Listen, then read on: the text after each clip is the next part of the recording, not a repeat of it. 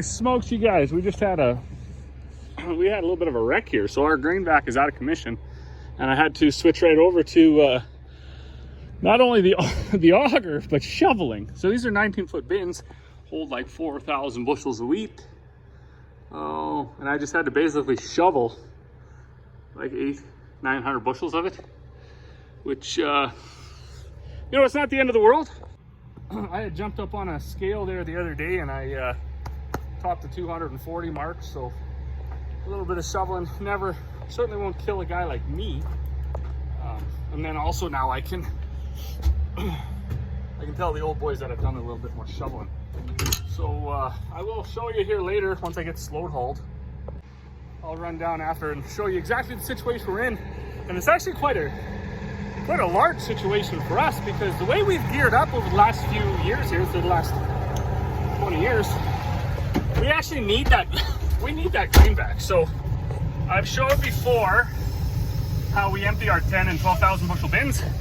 We run it's like a 12-inch, 10-inch, I don't know, 14-inch aeration tube down in there that's perforated. So we can actually hook a sock up to it, and we can blow air through the bottom. Now, I've said before, it probably just channels straight up, but it does remove heat, and with our temperature cables in there, we know that. So, but the downfall to that was you need a grain vac. Those bins need to be center unloaded, and with that tube in there, unless you can get down into the middle and suck the grain out from the middle, you can't empty it.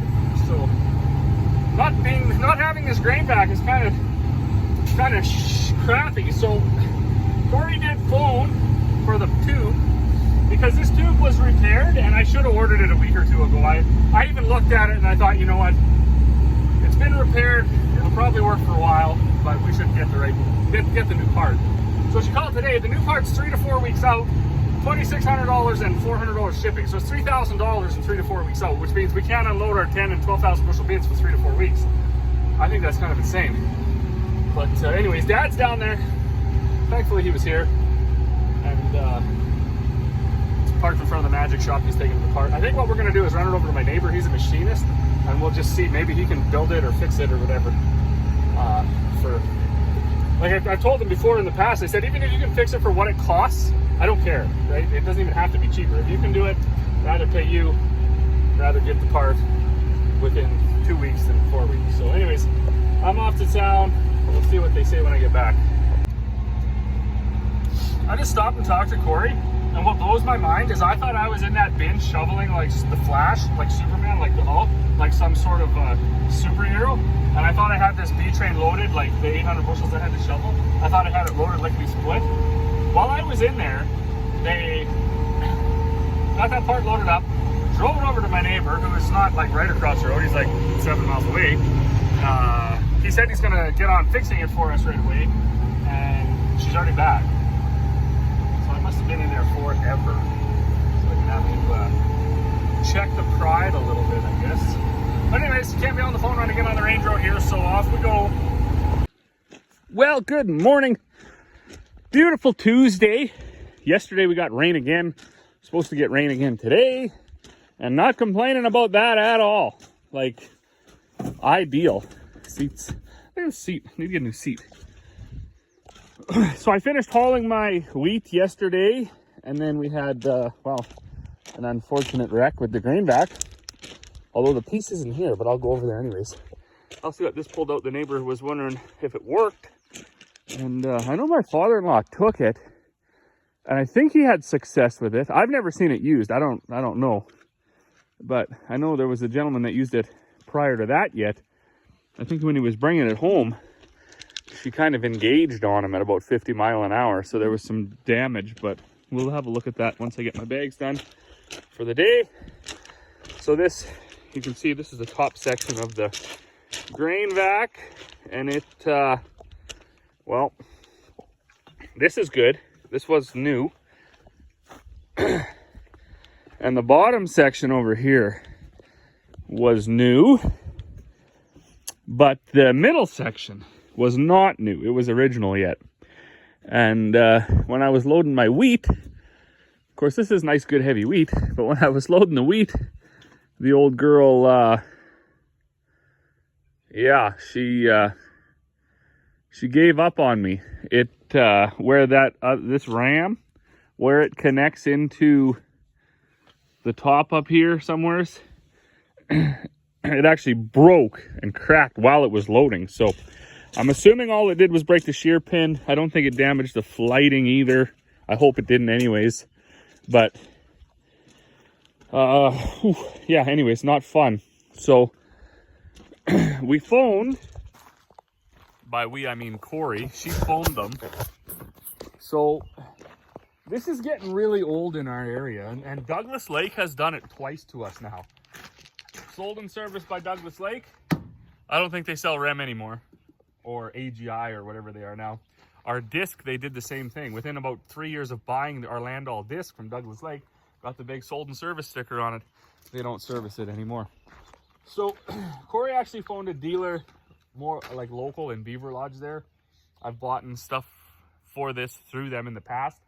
I don't know how they are set up. I think it's one of those things where anyone can be a dealer, right? Anybody can be a dealer for AGI because they don't really have a bricks and mortar store themselves, like John Deere or something. So anyways, phoned them. That tube is 3 to 4 weeks out. It's $2,500 and $400 shipping.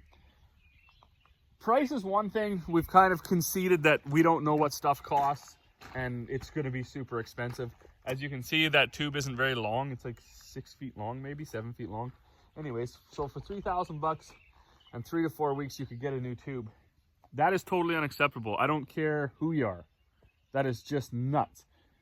I believe VRX grain vacs are still in production, and I think the VR12 has the same tube. Now, when I did look, it had a different number, but that doesn't mean it's not exactly the same tube. It might be, or at least the same design. Maybe it's a little thicker or whatever, but anyways. This thing, and I actually did a YouTube video on kind of calling it out for how big of a pile of junk it is. Not impressed at all. So it's got 573 hours on it. We've done all the flighting. We've done the very top of that little 2-foot section or whatever. That's been replaced once, and it's already wore through again. The next piece has been replaced. This bottom piece has been replaced. The only one we didn't do was the metal one, or the middle one. We just put that patch on it. The big fan inside of here has been replaced.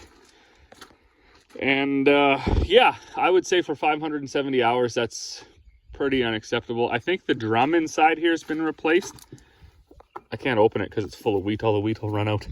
Because when the shear pin blew, it kept sucking and filled it up with wheat. Of course, lots of bearings. But yeah, anyways. AGI, do better. I think my dad actually called them, and he was like, how many, we can't be the only one with that worn out tube. There's lots of these VRX grain vacs around. So no, I think she told him they had 10 back ordered. So I don't know if it's a management thing where people just they don't care about making the parts or just making new machines to sell, or if it's an employee issue where they don't have any welders to build the stuff or what. But you know, that's, like I say, that's totally unacceptable. And if you're not, if you actually happen to watch this channel and you're not involved in ag, the reason that's so frustrating is because they're pushing these limits more and more and more. Now, a grain vac is one thing, whatever. You can climb in your bin and shovel, which I did yesterday, no big deal. If you don't have a bin sweep or something. But if it's, if it's your seeding equipment or your harvesting equipment and they tell you it's 3 to 4 weeks out, lots of times we only have 3 to 4 weeks. And you don't know that stuff fails until you're in the middle of the season. And in fact, that's actually happened to us with our big blue tractor, not this tractor, the other blue tractor. The viscous drive fan failed on it. And the mechanic come out, he said, yeah, that failed. 6 months waiting list. 6 months. So fortunately for us, he said, when this fails, it'll fail working. So it'll just always be on like an old vehicle, right? Instead of turning on when it needs to, it'll just stay running. So it won't bother you in the summer. It's more of a winter thing where that becomes a problem. But anyways, that's that. I'm gonna make these bags. Go from there.